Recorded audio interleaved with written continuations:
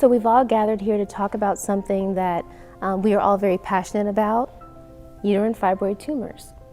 So let me start off by just asking the question, what should the world know about fibroids? Shay, let's start with you. I can only tell you what I experienced. I'm not a doctor like these two lovely individuals, but I experienced a lot. I'm pretty knowledgeable on my body. Fibroids destroyed me at one point. I didn't date. I cut off my family. I stopped working. Finances were just off. It just literally destroyed my life. And I'm just so happy that I have the knowledge that I have now so I can share it with other people. So fibroids, the situation that happened to me happened for a reason, because I know I have the platform to help so many women. So I'm glad it happened, and I'm glad I'm here with you guys to inform me on what I don't know, because I don't know everything, but I'm here to learn and just share my story and hopefully help as many women as I can. Absolutely, because information is power, right? Absolutely. Definitely. Yes, you have the right to be informed, right? Absolutely, yes, yes. So what do you think the world should know about fibroids, Tamika? The world should know that you are not alone. That is what is most important, and that you don't have to suffer in silence. That is also important. As anyone knows who goes through this journey as a fibroids patient, that oftentimes it's debilitating. You feel so alone. You're on the bathroom floor by yourself, coupled over in pain. And that is so common for a lot of women. And a lot of times you just feel like no one else is experiencing this. So that's what our mission is about, making sure that women understand that they are not alone and that they don't have to suffer in silence with this. Absolutely. And, personally, I believe too that women should understand that just because you've been diagnosed with fibroids doesn't mean that that's the end. It doesn't mean that that's the end of your story when it comes to fertility or when it comes to living just a happy, healthier life. We don't have to just kind of take our diagnosis and just live with it. There's more available out there. There's more information out there. We just have to find it. We have to make people aware of it. And that, being diagnosed with fibroids, it just means that there's one more obstacle in your life you have to get over, but you can get over it. You can have a better life. And there is power in your voice. Absolutely. And power in your story. Absolutely. So I want each one of us to tell a little bit about who we are and why this campaign is so important to us. We have some powerful stories, I think, between all of us. So I really want to just kind of talk about a little bit more about, why this campaign, this Fibroid Fighters campaign, and really bringing awareness is so important to you. So this entire campaign is really, really important to me because I believe this is connected to my purpose. I believe it's a part of my life's work to allow women to understand, once again, that they don't have to be alone, that they don't have to suffer in silence. It's so surprising to me, I guess I shouldn't be shocked anymore, but every time someone shares their story, how everyone comes out of the woodworks like, girl, me too, my aunt, my sister, my cousin. So there's a lot of familiarity in our stories, right? And so when I see doctors who are willing to almost be an advocate for patients, and I see celebrities who have a platform who are willing to be advocates for themselves. I think as a celebrity, it takes so much to share because there's already this public perception of you, right? I'm just a regular girl. And I think it's important for me because I want to see doctors, I want to see celebrities share their stories because it automatically puts us all in the same category, right? And it makes me feel like my situation is not unique. And it also makes me feel like as a collective, we can do so much. So when I see campaigns like this, it like warms my heart and gets me going, and I become so passionate about it because I know this is what women need. I know they need to hear these stories, and I know that sharing our story is really where all the healing and the purpose comes from. So I get excited about stuff like this. Absolutely, and I really felt the same way too when I was just the beginning phases of Red Alert, the Fight Against Fibroids, the documentary, just meeting the women who shared their stories and we all had just that same pain, hope, and promise in common.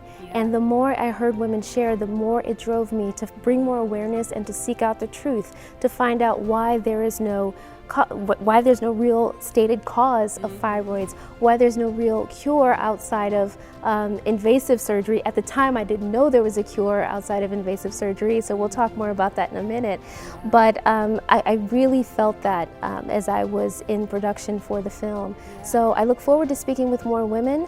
And I hope that between the White Dress Project, Red Alert, and all the different initiatives that we have going on, that more women will be able to live healthier, happier lives. Yeah, I think these moments need to turn viral, right? Just like anything else. Like, it's our bodies, it's our health, and I think our health and our bodies and our wellness really have to be just as captivating and entertaining and as important and lit as anything else, right? So it's important for us to continue the conversation. Absolutely. You have to get people used to even talking about something like this, because I've been raised to keep these type of situations very private, closed off, secretive.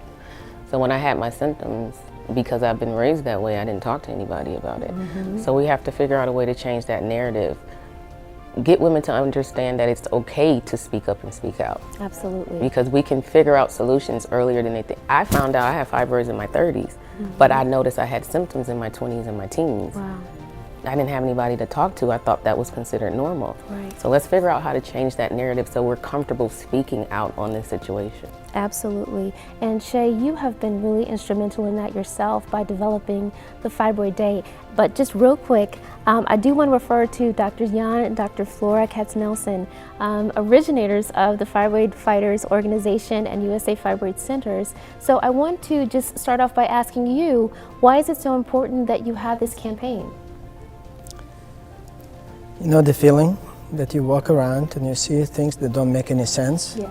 And you know inside your head and heart you have a solution and it's easy and you just can't get it why nobody else knows it. And that's what happened with me. I'm not a gynecologist, I'm not interventional radiology, I'm Harvard-trained cardiac surgeon, but I've seen how medicine transitioned, and from surgeries, it transitioned to minimally invasive surgery, and then to percutaneous procedures. And innovative treatment can change lives of millions of people. And we've done it in our organization. We had the USA vein clinics in many states, and we started treating fibroid disease.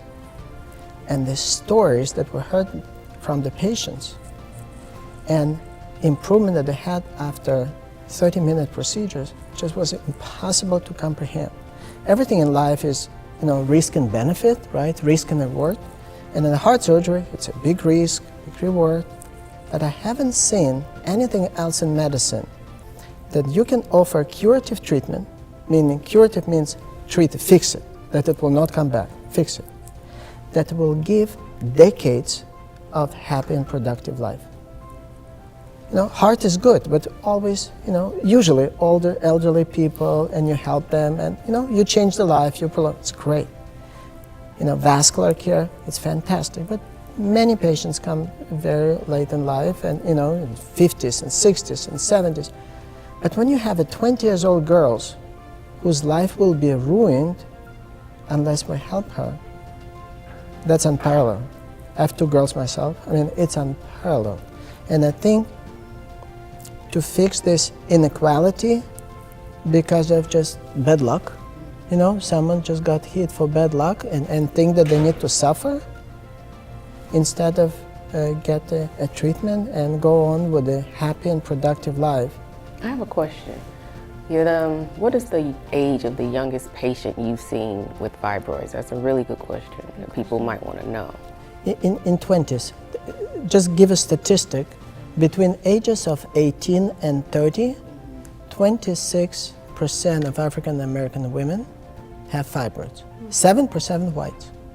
By age of 35 to 40 years old, 60% of African American women have fibroids and 30% whites. By age of 50, 80% of African American women have fibroids and 70% white. It's unbelievable. Why is it with my culture, African American women receive fibroids more than a Caucasian?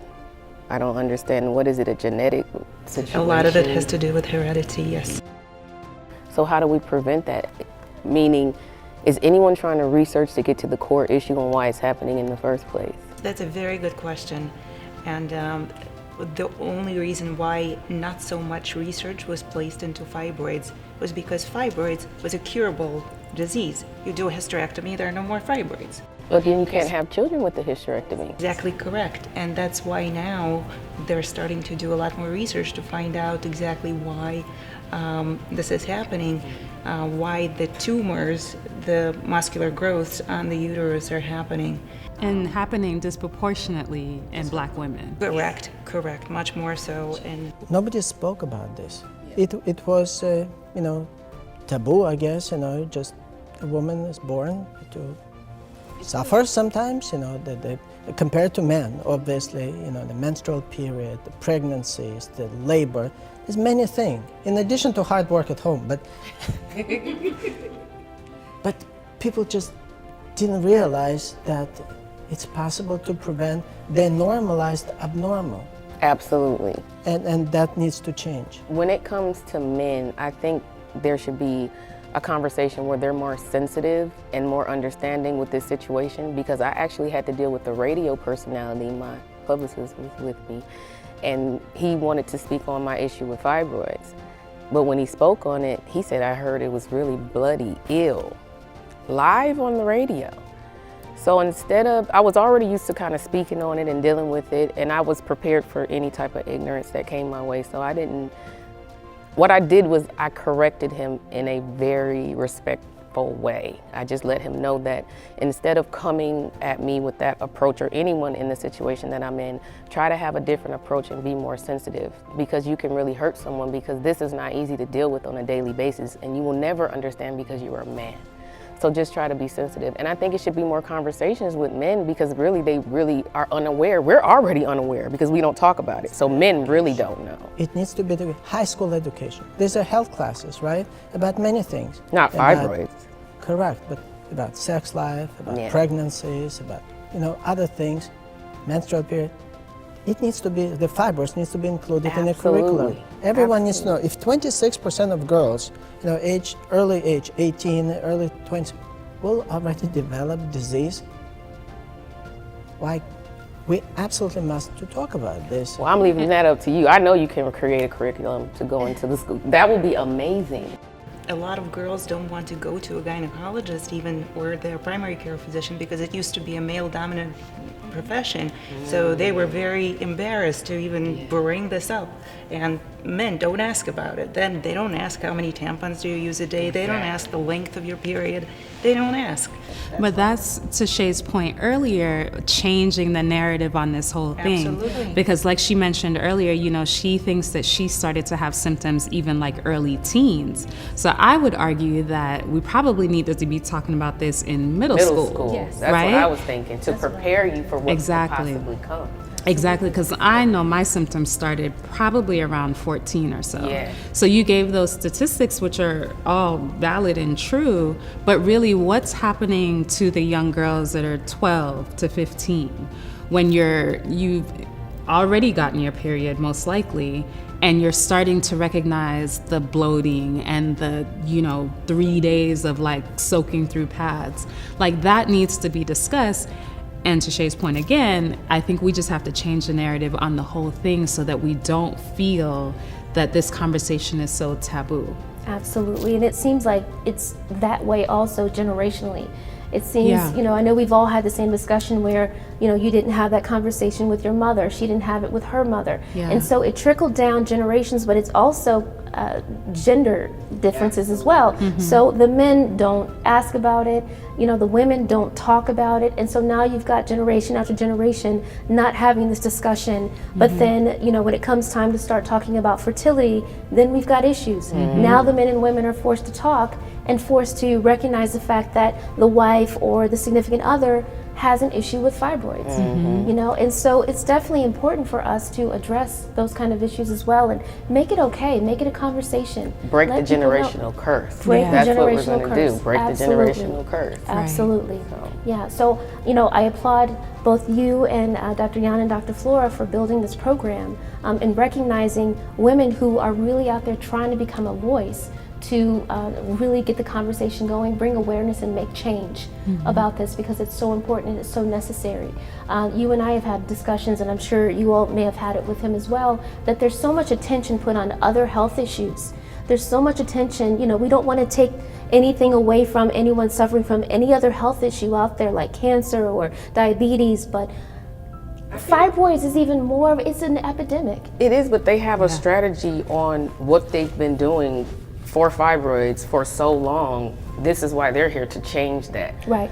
I want to know, why do you think so many doctors don't give the option of UFE? I didn't have that. That bothers me that I didn't have that option, because they cut me. Yes. I can't change that. How many doctors have you asked about your options for fibroid? 3. How about you? I lost count. How about you?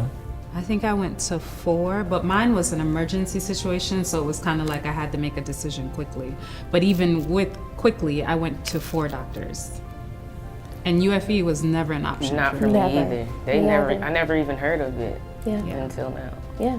when I researched All right, you guys. let me just explain what is uterine fibroid embolization. So, just want all of us to be a little optimistic. There is another world there. There is a solution, okay? So it's a very positive what we start right now. So let me describe the procedure.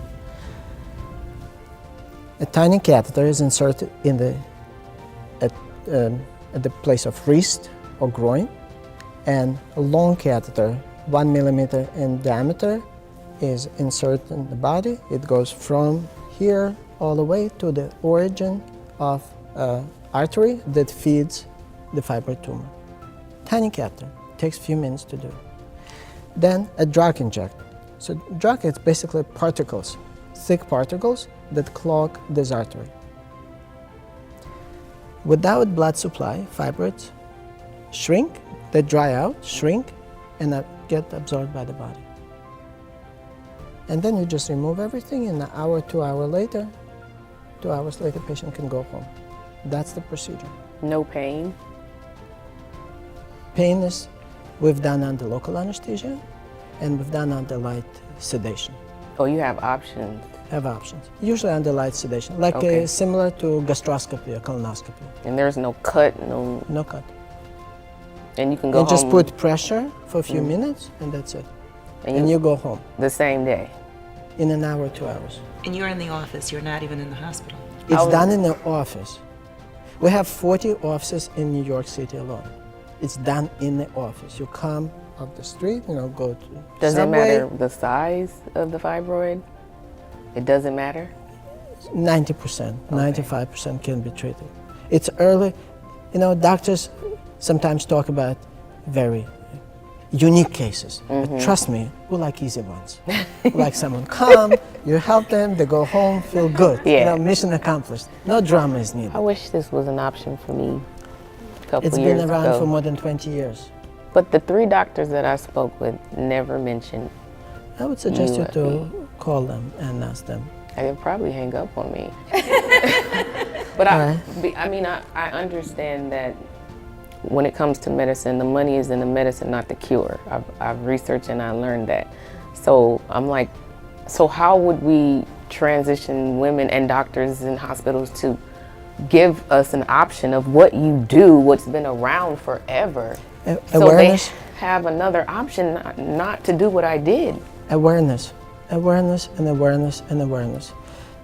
It's even if you go on websites or different even universities, say fibroid treatments have this and this and this, uterine fibroid option will be there. UFE is there, but it's the last one. And actually I do want to touch on what Dr. Flores said, because I know that when I asked my own physicians about it, they said, well, you could do UFE, but you can't get pregnant afterwards. Not true.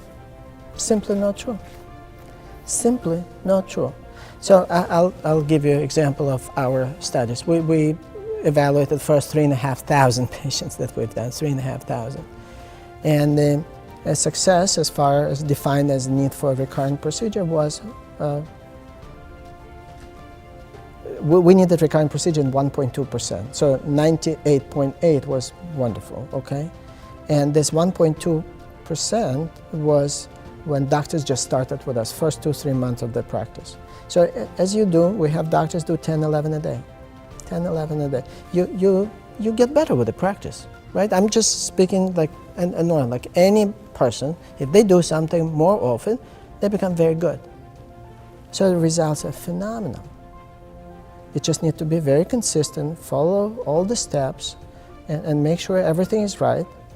And I remember from my day of heart surgery, there was a studies that clearly showed the hospital with a high number of heart surgery procedures have by far better survival, better results than small hospitals when they do just few a year. Obviously, the same thing with everything we do. We do it more, we do it better. But there's no questions.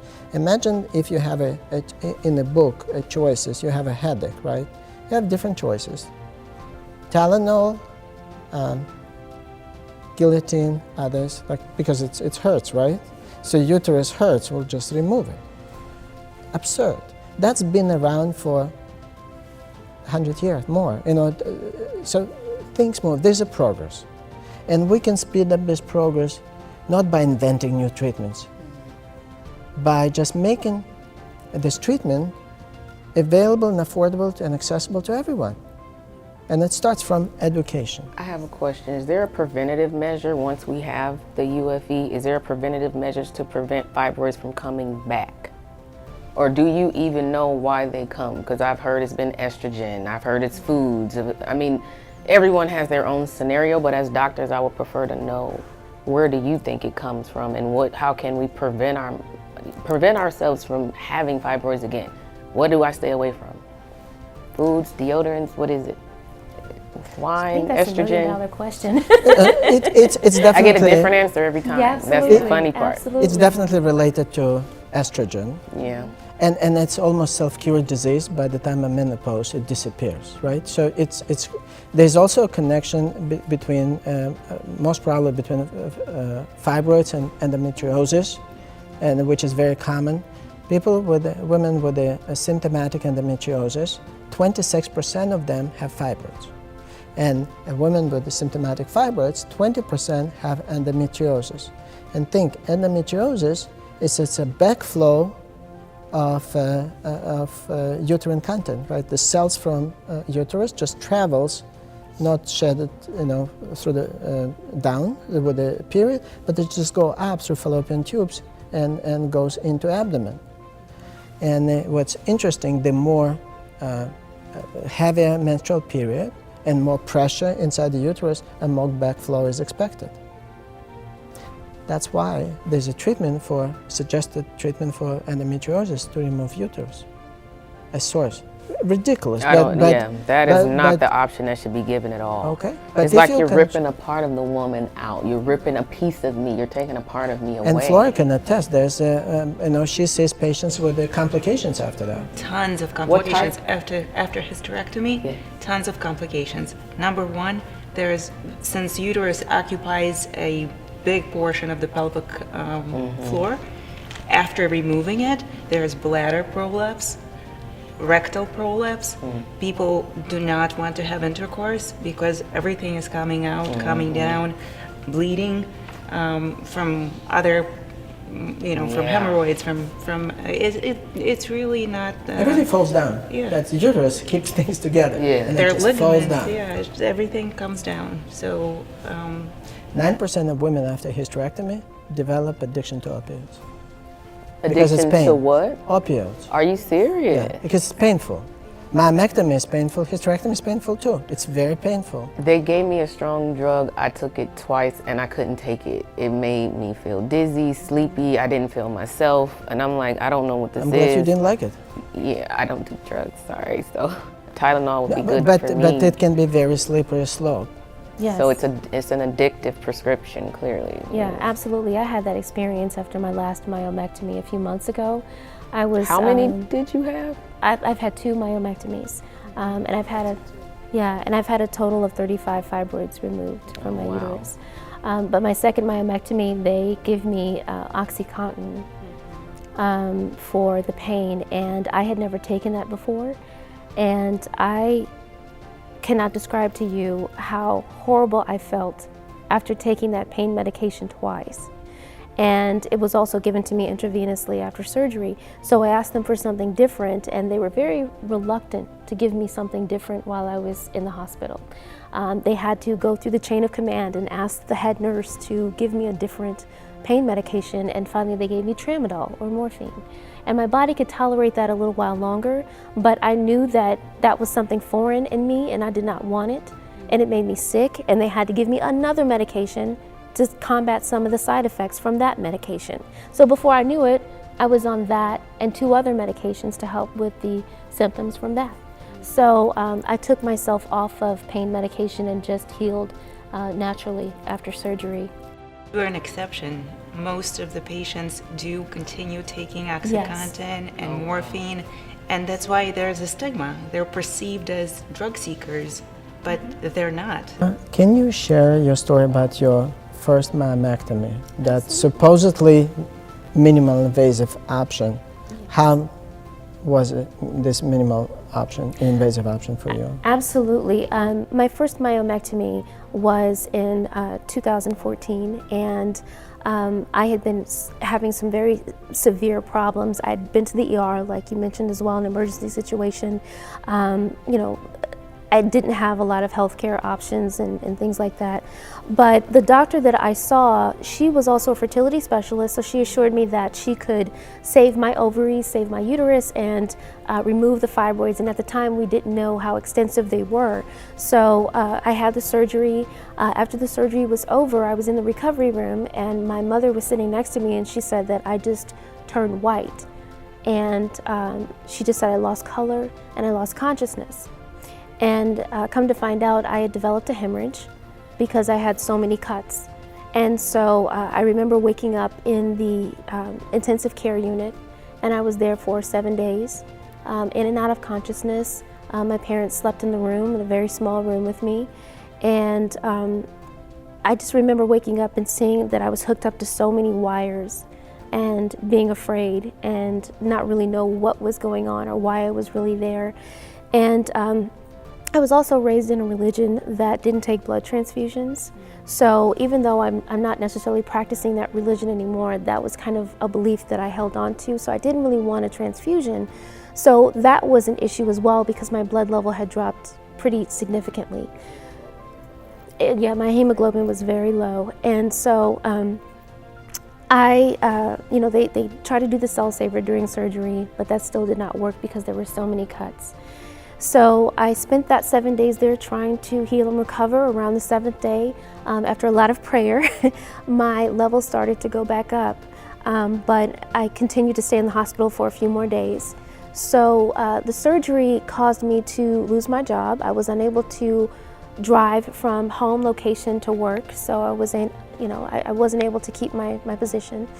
And so I was on short-term disability for a while, and it took me a good year before I was able to really get back to normal and to drive further than maybe about 30 miles. Wow. Yeah. Well, you're here, honey. I'm and you here. look amazing. Good for you. Well, thank you. You made it.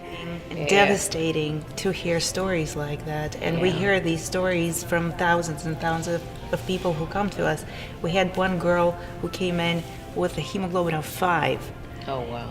And in heart surgery world or cardiology world, that's a no-no. I mean, if we see somebody below 8, we already, she came in with 5. We weren't even sure how she was walking. Laura, on New Year Eve, a person came in Philadelphia, and our doctor sent us a text. I just saved someone's life. 3.5, 3.5 hemoglobin. Black woman that looked pale. And thank God we had these devices to check blood from the stick. 3.5 sent to the hospital. was easy, like very pale, heart is racing, blood pressure is low. She came with a husband, and I had no idea that woman had a bleeding from fibroid, and she was going to doctors. Absurd. That's been my case too. My lowest hemoglobin level was a 3.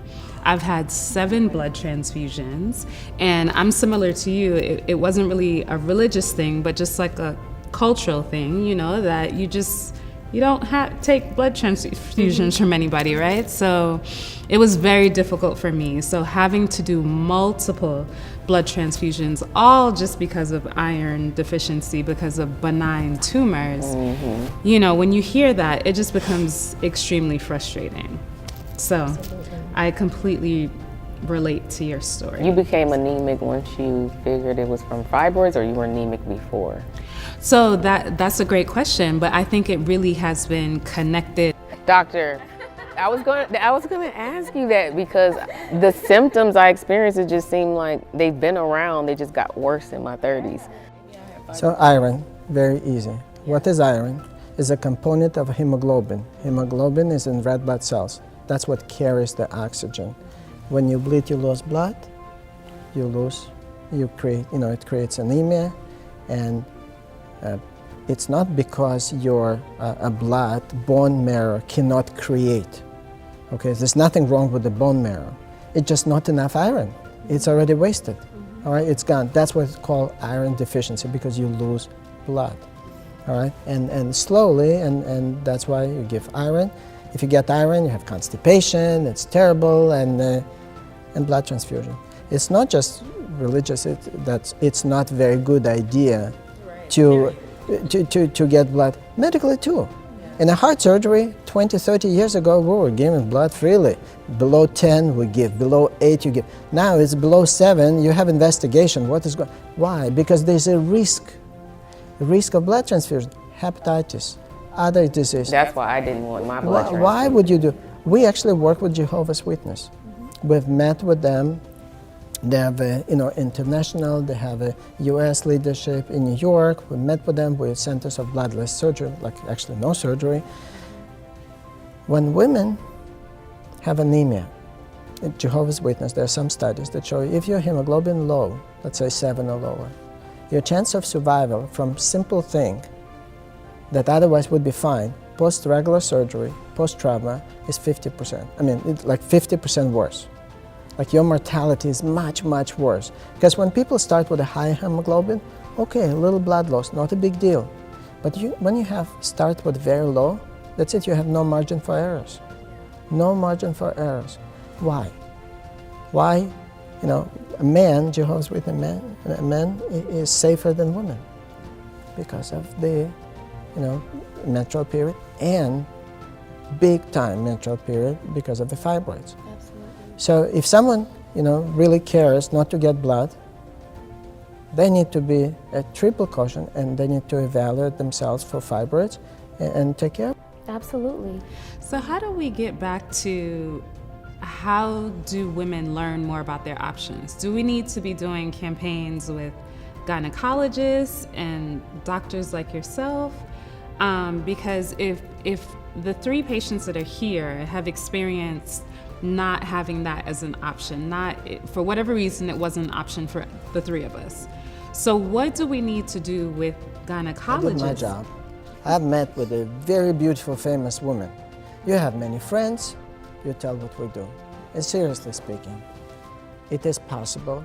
We in the mission of creating a system, nationwide system for accessible and affordable care. It's covered by insurance, covered by managed Medicaid, covered by many. Just need to call or schedule online. Now, how do we let people know? Need to share the stories. I know it's not comfortable, it's embarrassing, it's devastating even to recall those moments of suffering and misery. But if you feel comfortable doing this, tell all your friends, 1 million people that follow you, and ask them to share with everyone they know. Absolutely. And I want to actually, that's a great segue into, earlier I mentioned about Fibroid Day. I want you to just kind of describe what Fibroid Day is and why you decided to start it. I got with my publicist Jen. I know I always start off like that because we do everything together, but I had just experienced the fibroid situation. I went through my surgery, and because it was on television, the reality show I was on, I had so many women reaching out. So I'm one individual, but how do I help all of these people at one time? So I said, you know what, I want to do an annual event, and I love your purple tie because that represents fibroid awareness, which is the July of every year, so it's really cute. But so I wanted to give back somehow and bring awareness towards the cause because no one was speaking on it. So I had this day, Fibroid Awareness Day with Jen. It was amazing. We had doctors come out. We had so many different individuals that spoke on their story. We had people in the crowd that were informed. A couple people realized that they had the same exact symptoms and they were pretty sure they had fibroids. So I said, I know I'm just one person, but if I can branch out and make this event as big as possible with the help of my new friends and of course you guys, I think that we can bring the awareness that you're talking about, because if we make this loud, speak up and speak out, that's my campaign, speak up and speak out, and we go loud with this, we'll be able to reach the people. We'll be able to reach more people than you think we can. Because women want to know, they just don't know where to go. So let's just redirect them. Absolutely. We have the people to redirect them too. Absolutely. And Tanika, I want you to mention your white dress project. You all have been extremely instrumental in not only just bringing awareness toward women, but you've been busy in Washington, D.C. as well. So tell us a little bit about that. Yeah, so I work for the media, so I understand the importance of making sure that campaigns happen, that things are done legislatively and policy. That's how people get interested. And then you include celebrities and have their story shared. So, you know, I do agree with Shay, like, you know, we can have this huge moment, but we just have to get people talking about it. So yes, I'm so excited about the White Dress Project, all that we've been able to do. We are the ones who introduced the legislation to get July as Fibroid Awareness Month. So every time I hear someone say it, I'm like, oh, somebody knows that we did that. Yes, I get so excited about that because I'm like, that was really our hard work. Like, we went to the Capitol, knocked on doors, asked congresspersons to, you know, sign on to the legislation. So it was really a big deal for us when we were able to get that passed. And how much was it? I'm sorry, you have to say the number. Listen at this. Yes, $500 million. So fibroids research, $500 million. Yes, and I really have to shout out our new Vice President, Kamala Harris, because she, right before it was announced that she was gonna be the Vice President, she introduced legislation that would also bring in the CDC and other agencies. It's called the Uterine Fibroid Education and Research Act. So we're excited about that because we know that a lot of the, you know, we're in America, so a lot of this stuff has to be legislative and policy driven, along with celebrities and along with patients sharing their stories and along with doctors who care. So Phenomenal. Phenomenal. thank you. I want to be involved with whatever you have going on with the white dress movement. You like Yes, it? I You don't like think we the have a dress, choice right? anymore. I love the dress, but the movement behind it, I have to be Absolutely, behind it. absolutely. So maybe speak up and speak out. Yeah. Shay Johnson, Done. white dress movement together. Done. USA Fibroids, come on. Yes. Educate them on UFE, let's do it. Absolutely. And I Absolutely. personally am excited and thankful to And this is our both of host. you. I'm thankful to both of you. Yes, yes. Because you guys are part of the Red Alert, the Fight Against Fibroids documentary, and I'm so thankful to have the presence of both of you. I was listening to you when you were asking the questions of why. That's the original reason why I started this film. I said, I need to know why this happened to me. It cannot be in vain. It cannot be in vain. I said, I need to make purpose behind it, and I need to help women along the way, as many as I can. You know, and so that was the reason why it really drove me to get those answers. So hopefully I can do you all justice and all the women out there who are suffering through the documentary and get some of those questions answered, or get more people talking about this. You know, get to those medical schools and you know, get more interventional radiologists involved and things like that. Oh, it's going to happen. You just spoke it into existence. That's what I believe. I speak it, it will happen. Many people, like Jan was saying, many babies. There will be babies, right? Can you Because I had a imagine? miscarriage, Almost and I'm sure it came from fibroids. A lot of women don't know a lot of your miscarriages come from fibroids. So the list of, I think we should go through the list of symptoms. We didn't really, so I think you're the best. Let's hear it from you. I can definitely do that, but I'm not the one who experienced them, so please help me out. So anemia, the pain is the number one. When people come, they complain of severe pain, bloating, and severe bleeding. Bleeding, and they are suffering. Their menstrual periods last 2 weeks, 3 weeks. Longer. Sometimes up to a month. Sometimes they never stop. And that's why people become anemic. That's the reason. But pain is still the number one. Then there's constipation, because fibroids get so big, they can be on the back wall. And people think it's normal. People think constipation is absolutely normal. They live with it. Women don't know that they're supposed to go to the bathroom 3 times a day or after every meal. They think once every 10 days is okay. So, and pain, okay, so we'll tolerate. We'll take some Advil, some ibuprofen, like you said, maybe go through a full bottle of it. Sometimes there's frequency in urination. I have that. So people run to the bathroom. Some people can't even sit through a full movie. They have to get up 2 or 3 times. Yes. I was always that girl on road trips. We know we got to stop at the bathroom for a Tanika. Then there's also a taboo that people don't talk about is painful intercourse. And a lot of women think it's normal to have painful intercourse.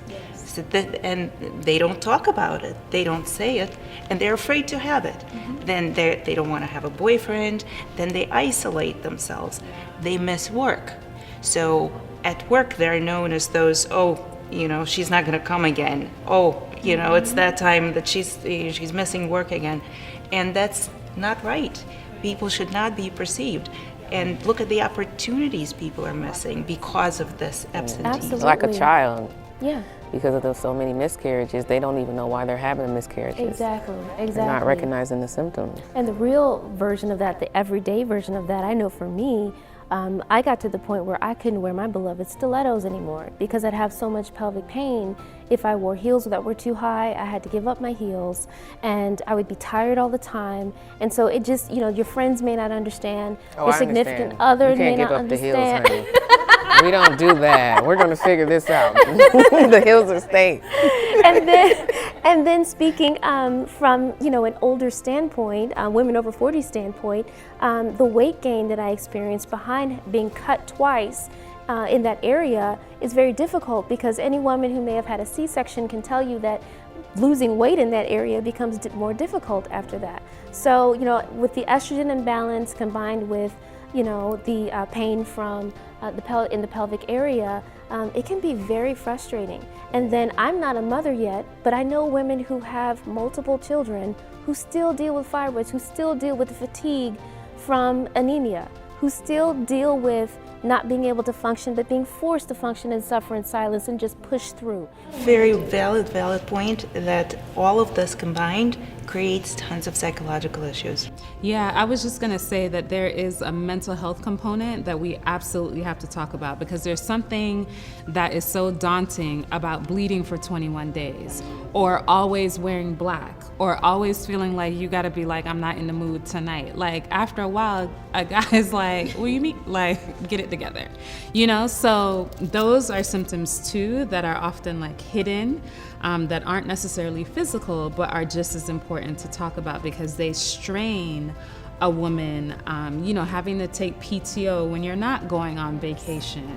The mental health component is a big one. Most certainly, absolutely. We actually talk about that in my film. I speak with because I had that issue. Yeah. You had asked what was the worst experience I had with fibroids. It was my mental health, because I couldn't get it together. My mental health was off, so I couldn't work. I didn't work out. I didn't date. I didn't go anywhere. I had accidents in public, so it kept me enclosed. So I just separated myself. It literally puts you in a position to alienate yourself from the world. Do you think what's worth physical pain or psychological pain? Psychological, I'm sorry. Exactly. My mental health was off. Yeah, and the physical pain just makes it even worse. Yeah, that just adds to it. Absolutely. Mm-hmm. Yeah, because when your period stops, you're still thinking, at least for me, it was like, okay, it's ended now, but it's coming back. I get a relief for 1 week, but Exactly, but it's something else coming is back. coming back. Yeah. Absolutely.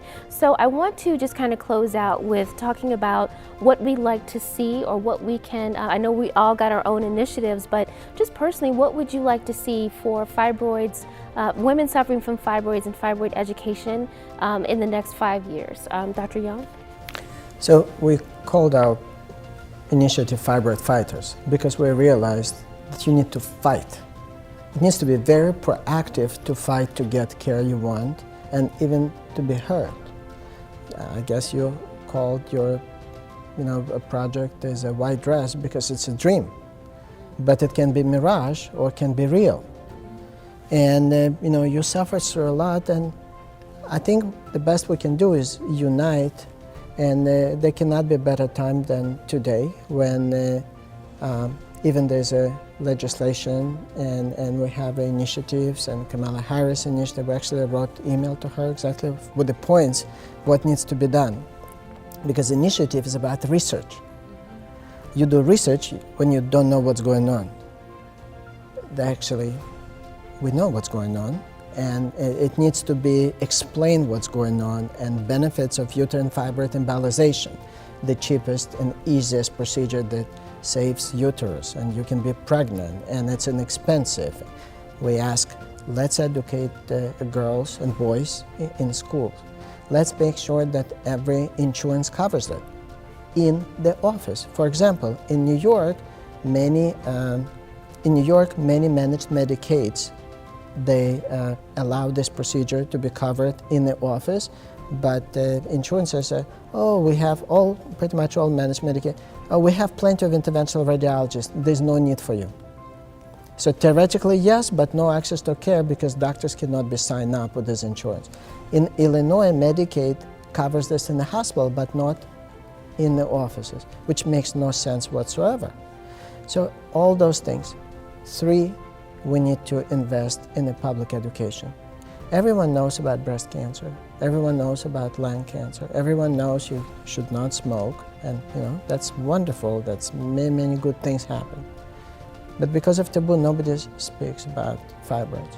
So our goal is to make sure that we create this world that's, in my head, absolutely possible. In our organization, we make thousands of women happy, but we can eliminate this disparity, this inequality that's unlucky ones got, and we want every woman, I think every woman deserves happy and healthy life, pursuit of happiness instead of suffering. Absolutely. And this generational thing needs to be solved. Like, it's not like this, everyone suffered, I suffered. It's not like an army, right? It's a big thing. And we can do it together, starting from education and just talking about and sharing with everyone what you have to say. I agree. I feel that unity brings change. And the fact that we're all here united as one, if we bring our brands together, do you know how much noise that we can make?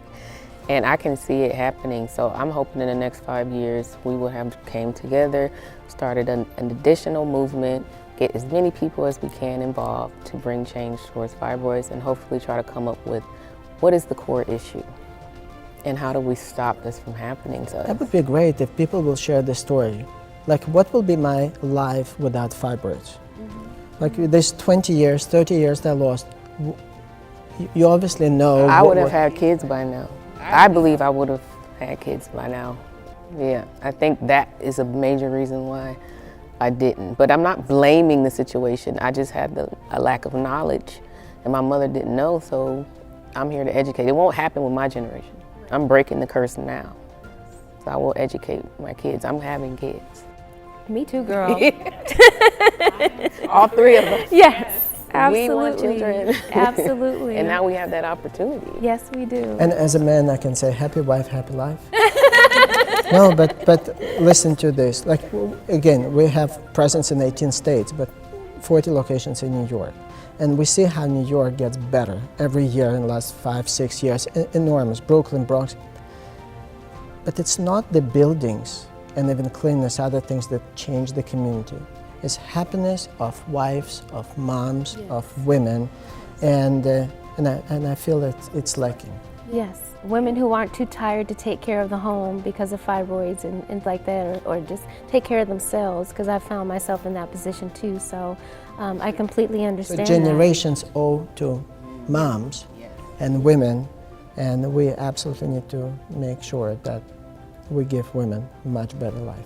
I absolutely agree with that. We are, women are the queens of the world, and we need to embrace that. And if we are not healthy and we're not living our best lives, then everything else is suffering. Yes. So I would like to see more legislation. I would like to see more collective action with, like we're doing here today.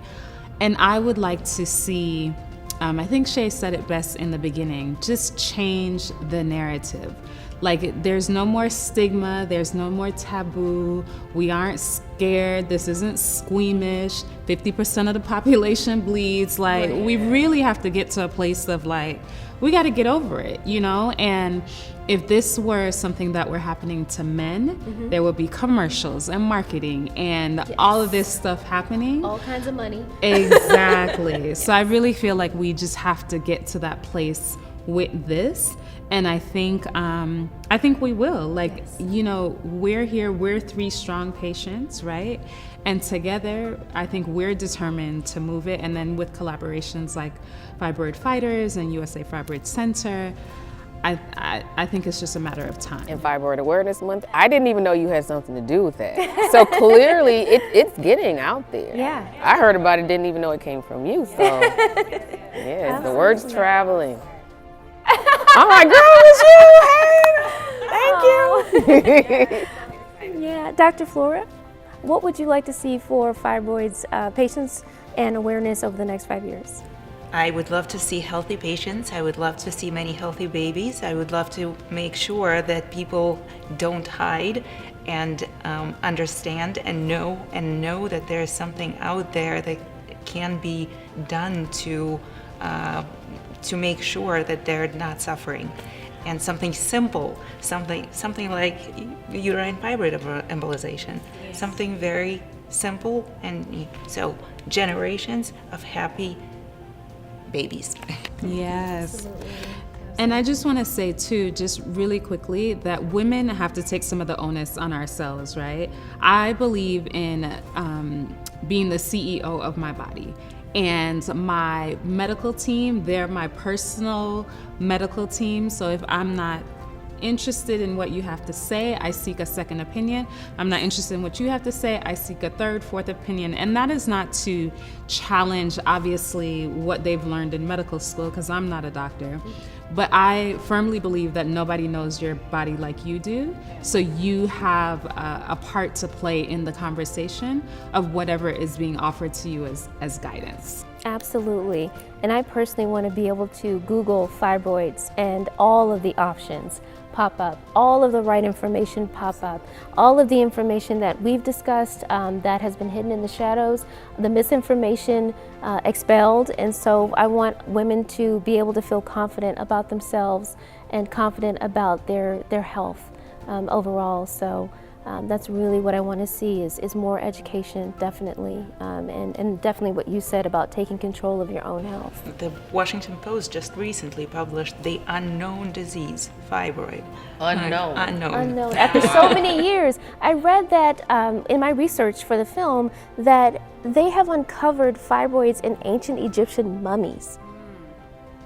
There has been studies that uncovered fibroids in ancient, so if they found them way back then, why are we still questioning what's going on now? So, it's the research has been really remarkable for the documentary, but there's still so many unanswered questions like you posed earlier. So I look forward to all of us being able to come together to fight for those answers as ambassadors, as CEOs of our own body, and as founders of amazing programs, and as doctors who have made it their passion and their goal to help women to stop suffering. So thank you all for this enlightening, delightful discussion. It's been amazing. I look forward to see what we can all do together to help eradicate this issue for so many people. Can I get a 1, 2, 3 fibroid fighters? 1, 2, 3 Fibroid fighters!